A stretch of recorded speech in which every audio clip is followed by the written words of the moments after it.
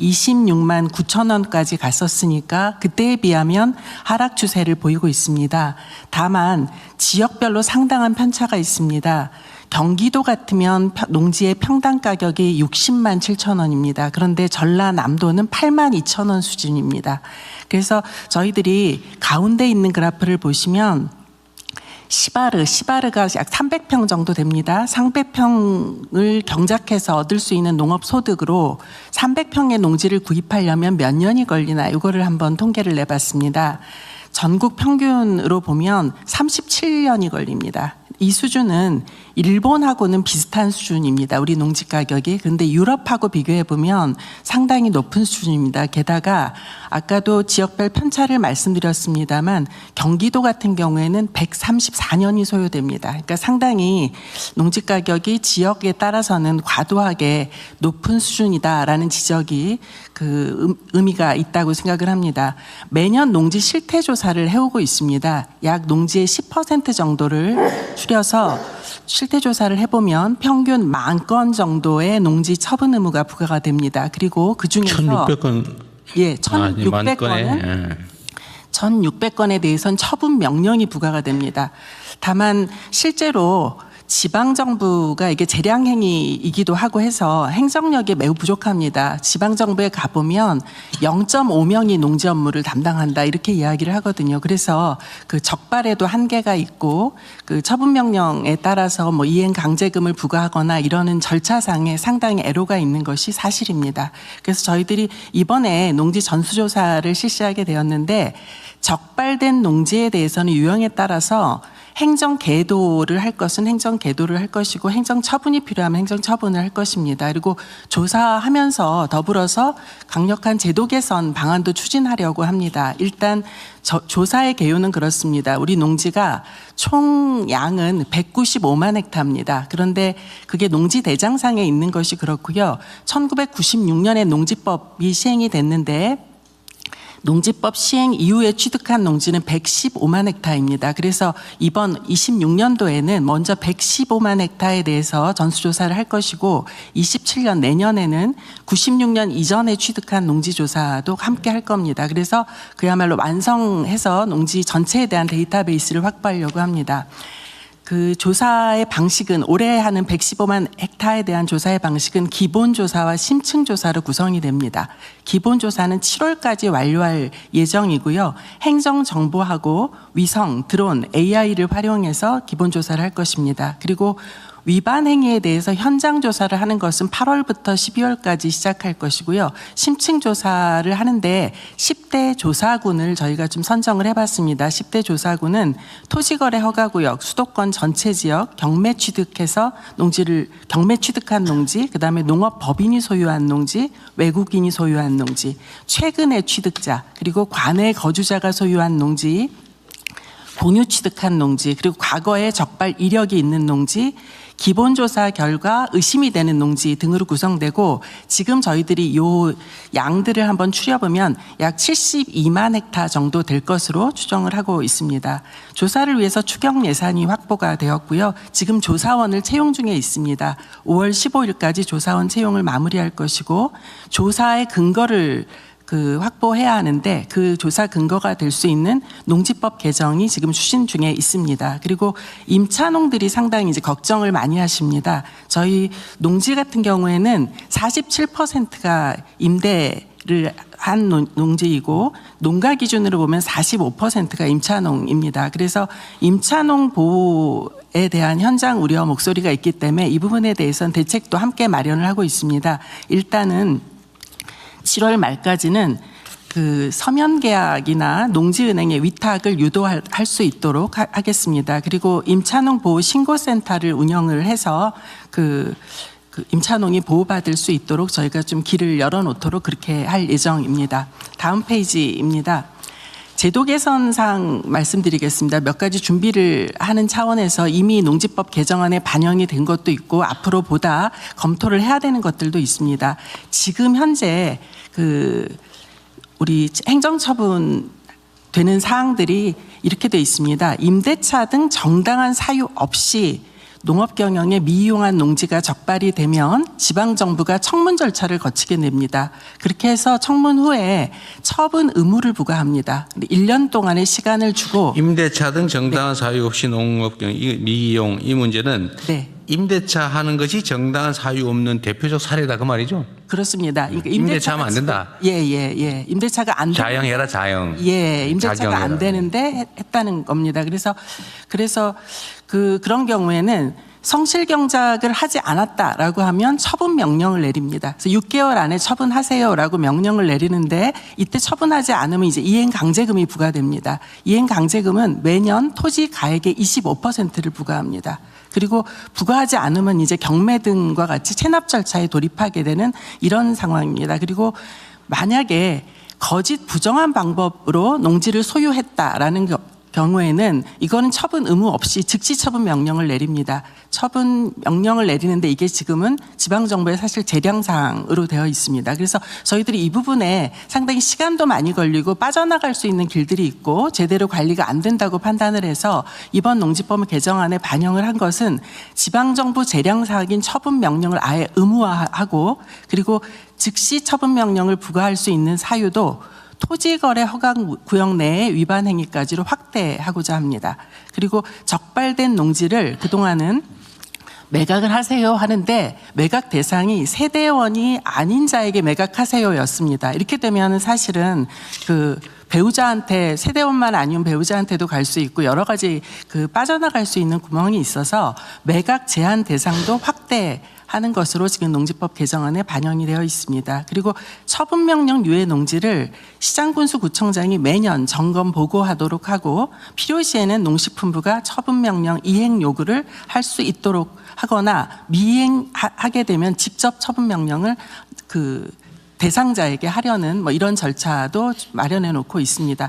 근데 저희가 지금 현재 요만큼은 농지법 개정안에 반영을 했는데 추가적으로 좀 검토하고자 하는 게 있습니다. 적발 후에 또 경작을 한다면 처분을 지금 유예해 주고 있는데 이것을 좀 축소하는 것은 어떤가라는 방안하고 그다음에 이행 강제금이 지금 토지가액의 25%인데 이것을 조금 더 강화하는 방안도 같이 검토를 하고 있습니다. 이렇게 함으로써 신속 매각을 유도할 수 있을 것이다 이렇게 보고 있어서 이 부분을 추가적으로 검토하도록 하겠습니다.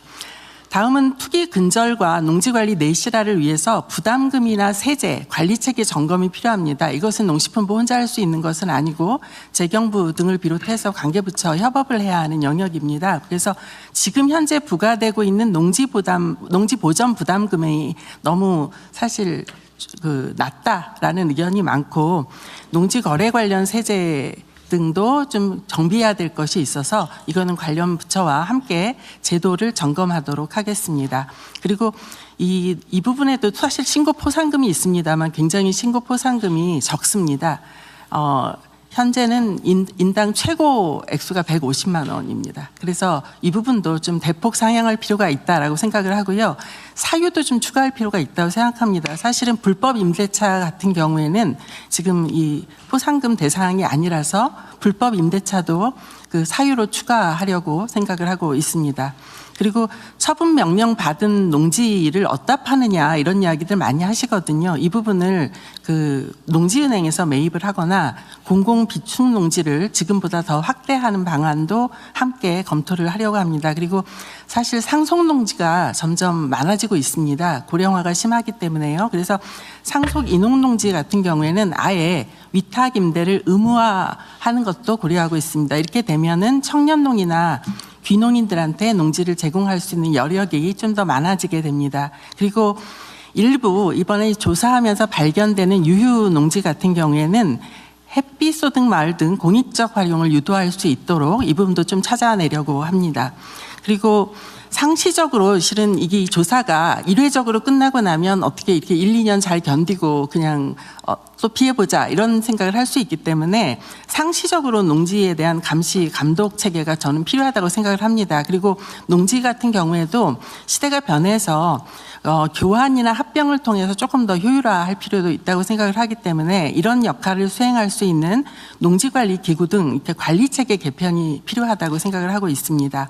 그리고 이번 조사 과정에서 경지로서 복구 실익이 없는 농지가 있을 수 있습니다. 전용을 해서 쓰고 있는데, 그래서 이런 경우에는 그 복구 실익이 없다라고 판단이 되면 징벌적 사후 전용을 징벌적으로 사후 전용을 인정하는 이런 방식도 검토하고 있습니다. 그래서 부담금을 기존에 책정된 것보다 한 2, 3배 정도 부과하고 그대로 인정을 하는 뭐 이런 방식도 검토를 하고 있습니다. 그래서 부처들에서 좀 협조를 해주셔야 합니다. 일단은 지방정부가 상당히 이제 전담 인력 투입을 해줘야 하는데 행안부에서 이 부분을 좀 도와주셨으면 하고요. 그다음에 불법 의심거래 통보 같은 경우에는 국토부의 시스템이 있기 때문에 국토부하고 정부 공유를 했으면 합니다. 그리고 특사경도 필요해서 이 부분은 법무부에서 특사경 좀 확대해 필요성을 검토해 주시길 부탁을 드립니다. 그리고 세제나 부담금 관련해서는 재경부와 기획예산처하고 같이 협의를 할 수 있도록 저희들이 그렇게 하겠습니다. 이상입니다. 네, 이거 제가 안 그래도 개요가 왔길래 좀 구체적 논의를 한번 해보자고 제가 해놨는데요. 했습니다. 우선은 지금 현재 농지에 대한 분석을 인공위성 사진 있잖아요. 좀 찍잖아요. 정기적으로. 했습니다. 그러면 이 모든 국토를 정기적으로 인공위성 사진으로 다 찍죠. 위성 사진 관리하는 부서가 어디예요? 국토부? 국토부에서 하는? 공간 정보를 제가 관리하고 있겠죠. 정기적으로 위성 사진을 전 국토에 대해서 찍는 걸로 알고 있는데 주기적으로 확인을 좀 해봐야 할 것 같은데요. 예. 그러니까 하는 걸로 알고 있어. 그게 옛날에는 뭐 2, 3년에 한 번씩 하다가 요새는 더 주기가 짧아졌을 텐데 그거 말고도 위성 사진은 많이 찍는 것 같아요.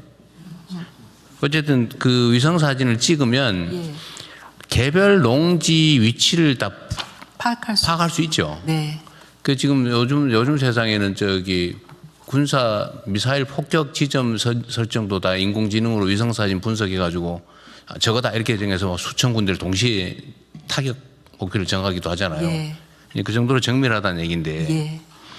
그러면 이 위성 사진을 가지고 인공지능으로 분석을 하면 그러니까 뭐 요번에 찍은 거, 작년에 찍은 거, 재작년에 찍은 거 쭉 전부 다 데이터를 줘서 읽혀 가지고 분석을 하면 요거는 몇 년 동안 묵어 있던 거다.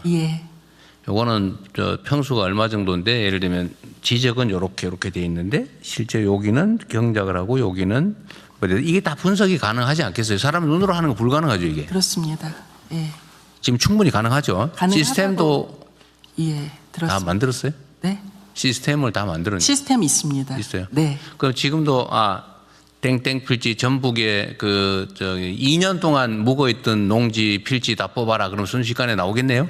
그것까지는 제가 파악을 못했습니다만 필지가 아니, 지금 조사하는 정상이죠. 필지별로는 돼 있고 저희가 보고받은 거는 그 정확도가 국토 크기 그 확대를 하면 무슨 작물이 어떻게 생육되고 있다까지 그럴 것 같아요. 그러니까 이거는 요즘은 인공지능이 좀 매우 역량이 뛰어나게 개발이 돼 있어서 질문만 잘하면 다 해준다는 거 아니에요. 데이터만 주면 그러니까 위성 사진하고 뭐 지적도 뭐 등등 정보를 제공하고 전북에 3년 동안 30% 이상이 지속적으로 계속적으로 묵어있던 땅을 다 찾아내라.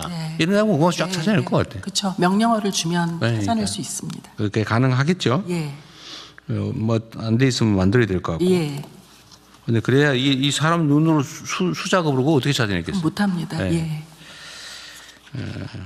그래서 아마 전수조사 하자고 한 것 같은데 정밀하게 하도록 하시고요. 그 다음에 전에 이 직불금 가지고 임차농하고 지주하고 많이 싸웠잖아요. 그렇습니다. 요새는 말이 없던데 문제가 해결이 된 거예요? 은폐되어 있는 거예요? 일부는 은폐되어 있는 것도 있다고 생각합니다. 그러니까 지금 저희가 임차농 보호 이야기를 하는 것이 이제 이게 제도적으로 내가 전에 어디 경기도 어디 갔더니 그러더라고요. 다 임차농이래. 근데 우리가 그 얘기를 어떻게 합니까? 이렇게 얘기를 하더라고. 그렇죠. 예, 지주하고의 관계도 있고 예. 그게 드러나면 자기는 다음에 농사질 기회를 박탈당하기 때문에 맞습니다. 그냥 오면 주인이 하고 있다고 이렇게 확인해 주고 예. 왜냐하면 그 동네 이장이 다 알고 있거든요. 저 주인이 누군데 저 누가 농사 짓고 있는지 모를 리가 없잖아요. 이장이. 근데도 그 적당히 그냥 다 넘어가고 있다고 하더라고. 예. 실태가. 예. 근데 그 직불금은 전에는 뭐 정치인들이 농지 가지고 있으면서 받았니 말았니 이런 것들 상당히 논란이 많이 됐는데 네. 요새는 어떤가 예. 체크 한번 해봐야 되지 않을까. 예. 저희가 이번에 하는 김에? 예. 그러니까 이게 이것도 사실은 공무원들이 일일이 그걸 찾는 게 거의 불가능하죠. 불가능합니다. 그러니까 뭐 저도 성남시장 있을 때 이것도 한번 체크 한번 해봤는데 법 제도도 뭐 실제로 매각 명령도 거의 어렵고 예. 하는 척만 하면 다 면제되게 돼 있어요 보니까. 네. 그 담당을 조사할 사람도 없고 그래서 결국 저도 사실 포기해 버렸는데 예. 그러니까 신났다고 투기했겠죠. 결국 신고 포상 제도를 잘 활용을 해야 될 것 같아요 강화에서. 예. 그리고 저 제도 개선 사항에 성실 경작을 한 경우는 처분 의무가 발생을 하는데 예를 들면 이제 작용하지 않고 있더라, 또 예. 묵어 있더라, 또는 제3자가 경작을 하더라, 또는 딴 용도로 쓰고 있더라 등이 발견이 되면 처분 의무를 부과한다는 거 아니에요. 팔아라. 예.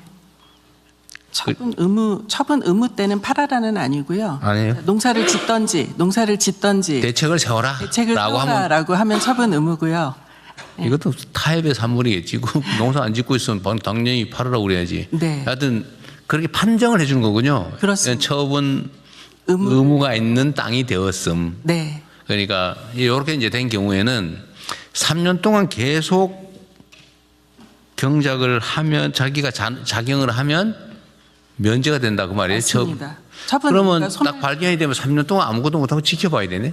3년 동안 그래서 나무를 심기도 하고 이제 여러 가지 방식이 있는데요. 그러면 예. 실제로 단속이 거의 불가능하겠네. 예를 들면 자치단체장 한 사람이 이제 단체장이 됐어요. 그래가지고 의혹을 가지고 다 발견을 해서 그러면 앞으로 3년 동안 지켜봐야 되네. 왜냐하면 2년 동안 안 하고 있다가 네. 3년째 가서 농사를 싹 지어 자기가. 그러면 면제되는 거 아니에요? 이거? 처분 의무가 소멸됩니다. 그렇지. 그러면은 그 단체장 임기 지나버리네. 그럴 수도 있어요. 예, 이 사람 안 한 이 제도인 거예요, 이게. 예. 이게 사실은 이렇게 제도를 만들어 놓으니까 그냥 일단 사고 나면 끝이다. 모든 국민이 그렇게 생각하게 된 거죠. 그죠? 네. 일단 허가 받아서 자격 증명 받아가지고 농지 취득하면 그 다음에는 뭘 해도 상관없다. 뭐 다 이렇게 생각하고 있어요.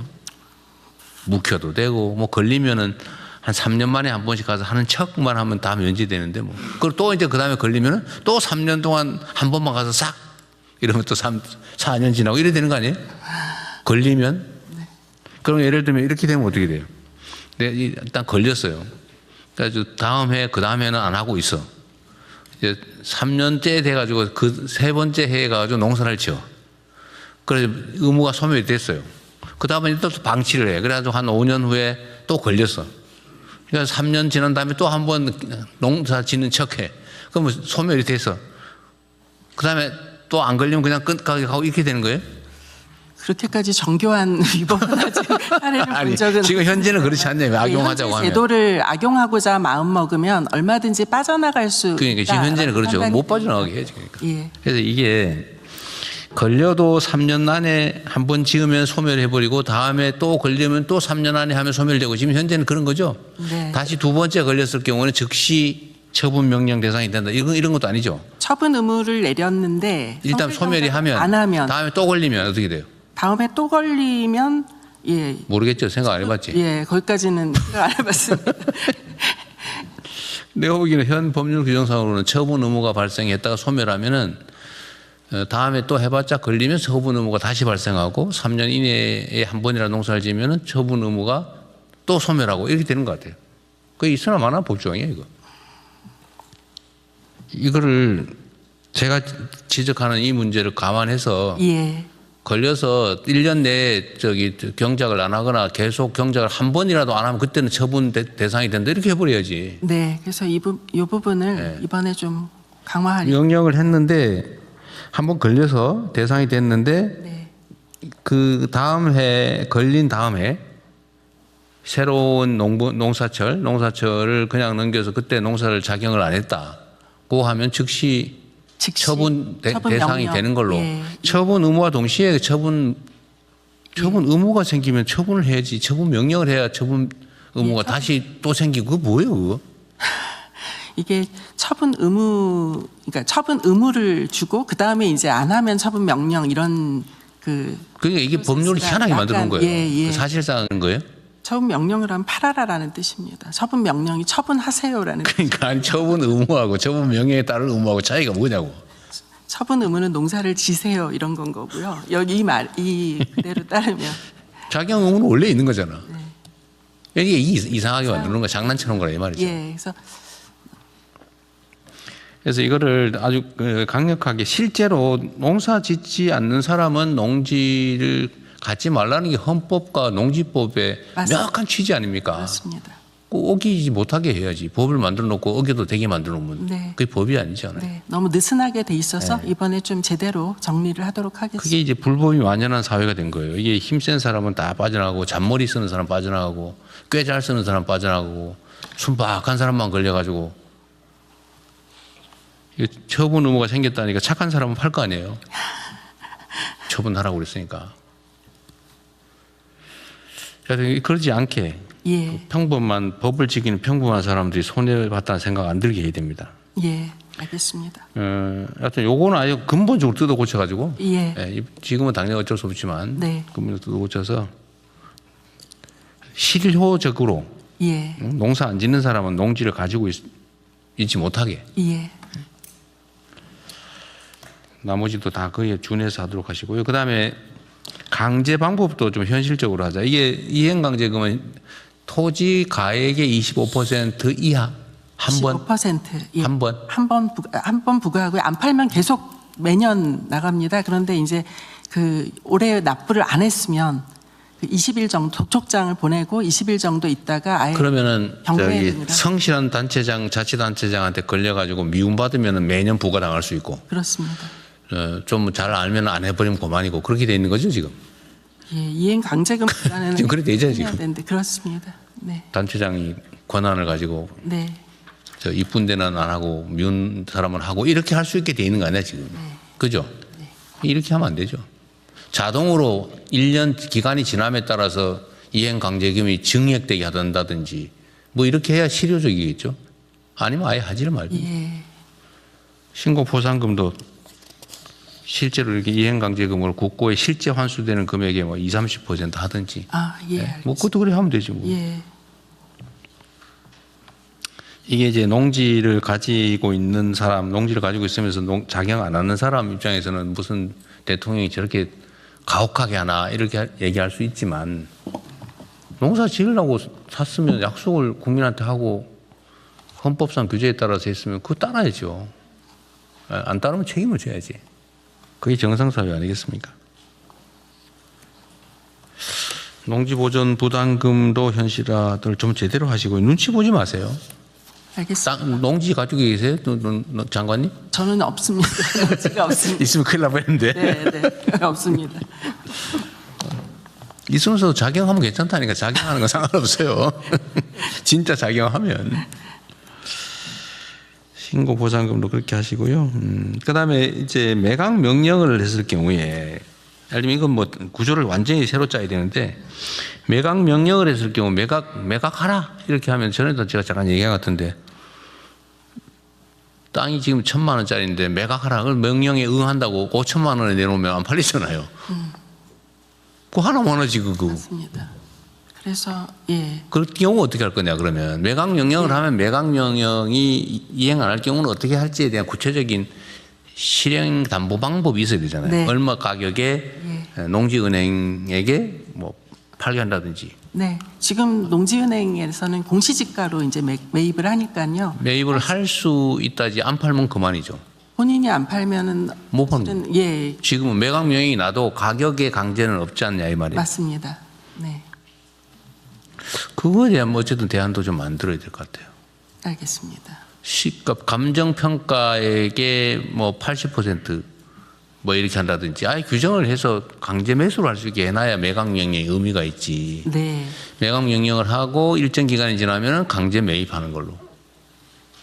예. 그래서 지금 농지은행에서는 공시지가로 사게 되는데 공시지가가 농지 거래가의 80% 정도가 됩니다. 그래서 예를 들면 농지의 수도권의 농지의 공시가격하고 실거래가는 차이가 엄청날 건데. 엄청나기 때문에 예, 그 부분에 80% 아니에요? 예, 예. 그러니까 그건 감정을 해서 합리적으로 감정가에 감정가에 뭐 몇 퍼센트, 90%, 80% 하든지. 그렇게 되면 이제 저희가 농지은행에서 사실은 공공기축농지를 좀 확대하는 계기로 삼을 수가 있는데요. 네. 그 공공기축농지 같은 경우에 저희가 우리 정부 말 되면 다들 너무 복잡하고 막 일이 많다고 시간 너무 끌면 안 돼요. 알겠습니다. 신속하게 네. 제도 정비 내년에부터 적용할 수 있게는 해야 됩니다. 하겠습니다. 네.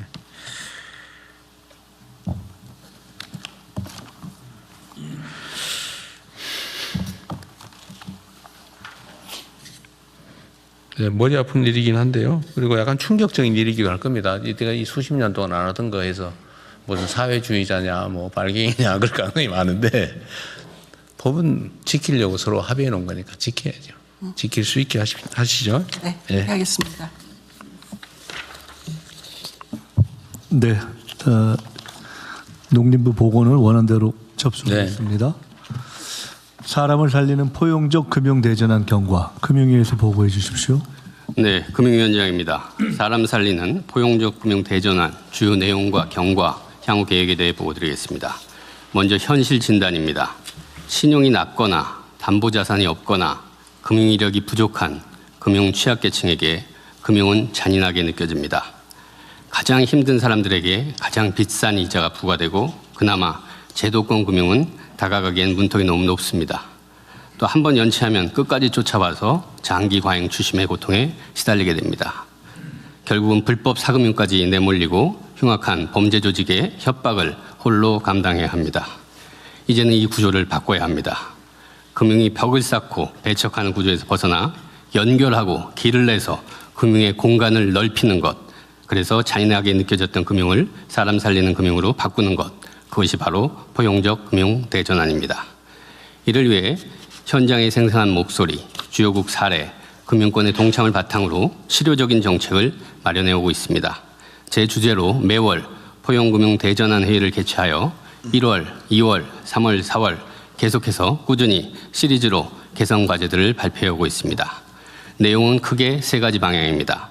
첫 번째는 금융 접근성 제고로서 배제, 선별하는 금융에서 포용, 동행하는 금융으로의 전환입니다. 먼저 정부가 더 낮은 금리, 더 많은 공급으로 정책 서민금융의 마중물 역할을 획기적으로 강화하고 있습니다. 대통령님께서 15.9%의 금리를 붙여놓고 어떻게 서민금융을 할 수 있느냐 하셨습니다. 박스에서 보시는 바와 같이 불법 사금융 예방대출의 금리를 낮추고 여기에 더해 정상 상환하면 납부 이자를 반 되돌려주는 방식을 통해 금리를 최종 6%대로 낮추었습니다. 금융 취약계층을 위한 저금리 생계자금 대출 상품도 새로이 신설해서 4월에 출시하였습니다. 서금원의 대표 보증상품인 햇살론도 금리를 한 자릿수로 낮추었습니다. 여기에 더해 정책 서민금융 공급 규모도 지속적으로 확대해 나갑니다. 이러한 공급 확대와 금리 인하를 뒷받침하기 위해서 금융회사의 출연금을 늘렸으며 안정적인 제도 운영을 위해 서민금융 안정기금 신설을 추진합니다. 두 번째로는 민간금융권의 문턱을 낮춰서 포용금융 역할을 제고합니다. 금융회사가 스스로의 재원으로 공급하는 중저신용자 대출 규모를 26년에 37조 원으로 확대합니다. 박스에서 보시는 신용하위 20%한테 의무적으로 공급하는 은행권의 세희망 홀시 자금을 26년에 5.1조 원으로 늘리고 6조 원 달성 시기도 당초 30년에서 28년으로 앞당겼습니다. 인터넷은행 중저신용자 목표 비중도 30년에서 28년으로 앞당겨 조기 달성할 것입니다. 그 정책실장님께서 말씀하신 대로 금리가 극단만 있고 중간지대는 비어 있다는 이 금리 양극화 문제 완화를 위한 중금리 대출도 제도 개편을 통해 금리를 인하하고 공급을 확대하는 등 더 활성화합니다. 이외에도 5대 금융주주는 향후 5년간 포용적 금융에 70조 원을 투입하기로 했는데 실제 성과로 이어질 수 있도록 모니터링 점검 등 금융권과의 협업을 강화해 나가겠습니다. 세 번째로는 저신용 굴레를 벗어날 수 있도록 금융사다리를 제도화합니다.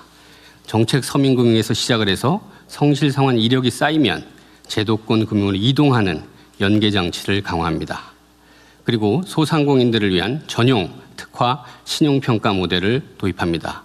아래 작은 글씨 보시면 저희들이 작년 7월에 현장에 갔다 왔는데 28살 딸이 자기는 취업해서 3개월 다니니까 2천만 원 신용대출이 뚝딱 나왔는데 자기 어머니는 30년 장사했는데도 대출이 안 나와서 사채를 썼다는 그 이야기가 출발점이었습니다. 금융 이력이 부족한 소상공인들을 위해 매출, 업종, 상권 같은 비금융 정보를 활용해서 미래 가능성을 평가하는 제도로서 금년 하반기부터 7개 은행과 시범 사업을 실시합니다. 소상공인 연합회에서도 소상공인들의 땀방울이 인정받는 시대가 열렸다라며 환영 입장문을